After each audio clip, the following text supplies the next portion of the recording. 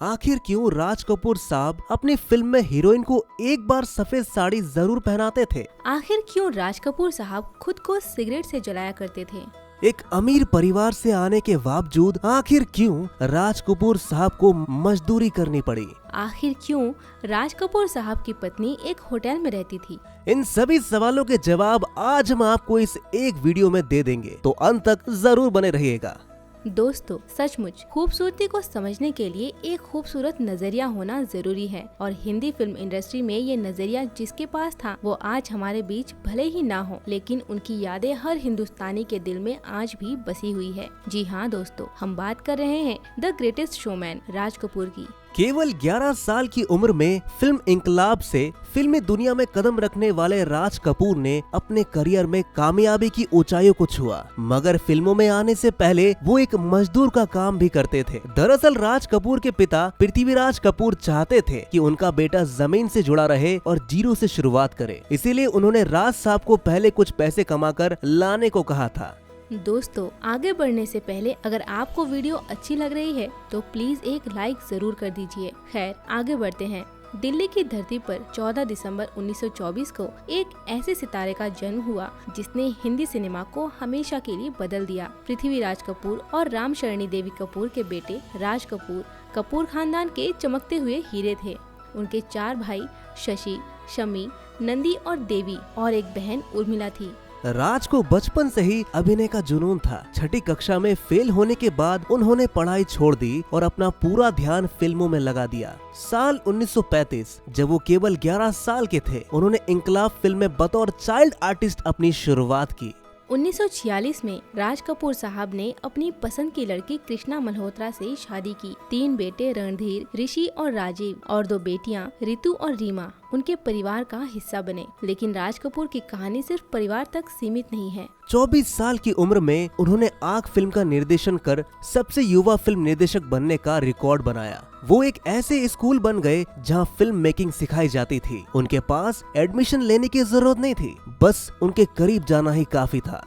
शुरुआत में तो राज कपूर संगीतकार बनना चाहते थे, लेकिन किस्मत ने उन्हें एक्टर, निर्माता और निर्देशक बना दिया। उनका सफर 24 साल की उम्र से शुरू हुआ, फिल्म आग के निर्देशन के साथ। आज जब वो हमारे बीच नहीं है, लेकिन उनका शो आज भी जारी है। 1948 का साल राज कपूर के लिए नई शुरुआत का साल था। उन्होंने RK फिल्म नाम का अपना फिल्म स्टूडियो बनाया। पहले ही फिल्म बरसात सुपर हिट साबित हुई। राज और नरगिस का एक से इतना पसंद किया गया कि बाद में वो RK फिल्म्स का लोगो भी बन गया।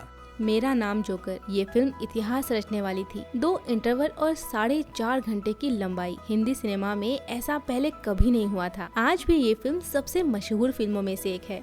हालांकि राज कपूर की निजी जिंदगी भी हमेशा सुर्खियों में रही। शादीशुदा होने के बाद भी अभिनेत्री नरगिस के साथ उनके रिश्ते की खबरें अक्सर आती रहती थी। ये रिश्ता कितना सच्चा था, ये आज भी एक रहस्य है। राज ने कभी ना तो स्वीकार किया और ना ही कभी झुटलाया। 1948 फिल्म आग के लिए लोकेशन ढूंढते हुए राज कपूर मशहूर अभिनेत्री जद्दन बाई के घर पहुंचे। वहां उनकी मुलाकात नरगिस से हुई, जो जल्दबाजी में अपने माथे पर लगा बेसन मिटाना भूल गई थी। राज उनकी खूबसूरती और सादगी से इतने प्रभावित हुए कि उन्होंने फिल्म के राइटर को इसी तरह का सीन लिखने को कहा। यहीं से शुरू हुई राज कपूर और नरगिस की ऑन स्क्रीन और ऑफ स्क्रीन रोमांस की कहानी।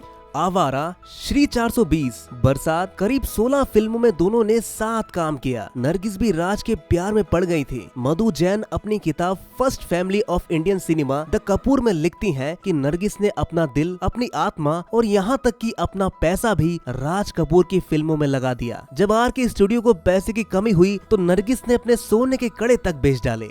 लेकिन एक समय ऐसा आया जब 9 साल तक चले इस रिश्ते में दरार आने लगी। राज कपूर अपनी शादी नहीं तोड़ सकते थे और अपने पिता से बगावत नहीं कर सकते थे। यही सोचकर नरगिस ने अपना रिश्ता खत्म कर लिया।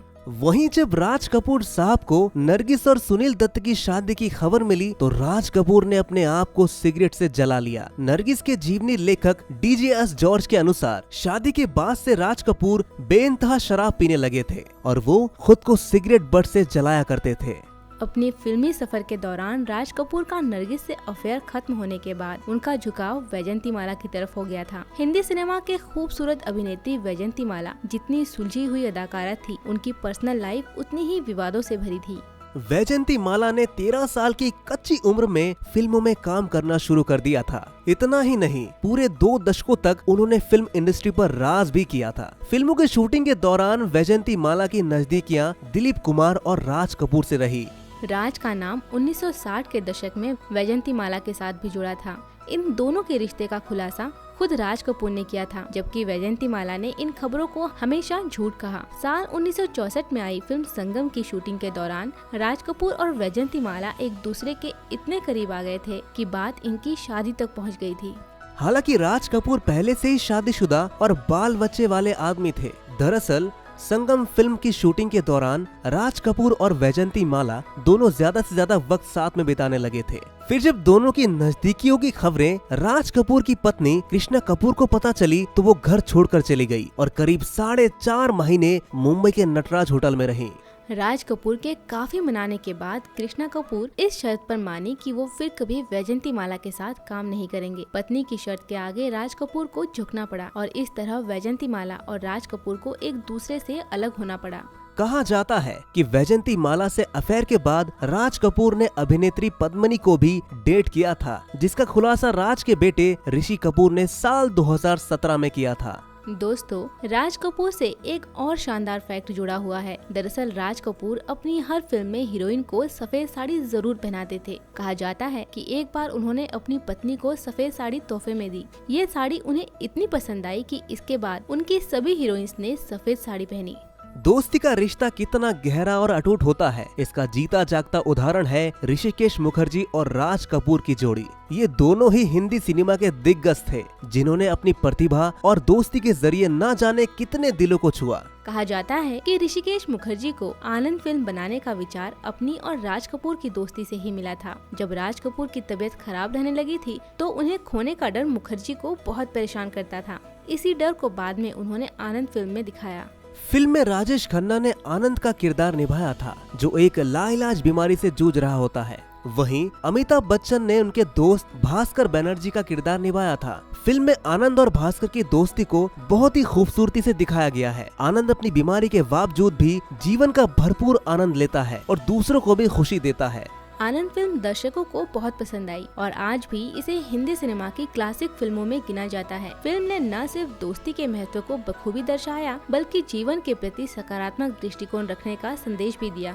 फिर एक समय ऐसा आया जब राज कपूर की तबीयत बहुत खराब रहने लगी, लेकिन जब उन्हें दादा साहब फाल्के अवार्ड के लिए दिल्ली आने का न्योता मिला तो उन्होंने मना नहीं किया। यह अवार्ड समारोह दिल्ली के सिरी फोर्ट ऑडिटोरियम में होना था। सुरक्षा कारणों से इस कार्यक्रम में राज कपूर को ऑक्सीजन सिलेंडर ले जाने की अनुमति नहीं दी गई थी।